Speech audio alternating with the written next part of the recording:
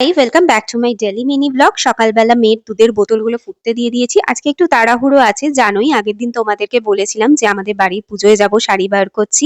সেই জন্যই আজকে সকাল থেকে উঠে একটু তাড়াহুড়ো। সকালবেলা ঘুম থেকে উঠে নিজে উঠে মেয়ে আর বরকে তুলে দিয়েছি, দিয়ে ওদেরকে মাটিতে বসিয়ে দিয়েছি নিজে বিছানা পরিষ্কার করার জন্য। তারপর নিজে স্নান টান করে মেয়েকে খাইয়ে স্নান টান করিয়ে রেডি করিয়ে ওদের দুজনকে নিচে পাঠিয়ে দিলাম। তারপর নিজে রেডি ফেডি হয়ে শাড়ি টাড়ি পরে তালা চাবি দিয়ে নিচে নেমে দেখি মা বাবা ও সবাই রেডি।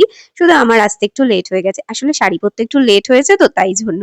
যাই হোক, তারপরে মেয়ের লাঞ্চ টাঞ্চ প্যাক করে রেডি হয়ে তালা চাবি দিয়ে বেরোতে নিতে দেখি বরমশাইয়ের গাড়ি বার করা হয়ে গেছে। তাড়াহুড়ো তাড়া দিয়ে দিয়ে তাড়াতাড়ি করে গাড়িতে ওঠালো।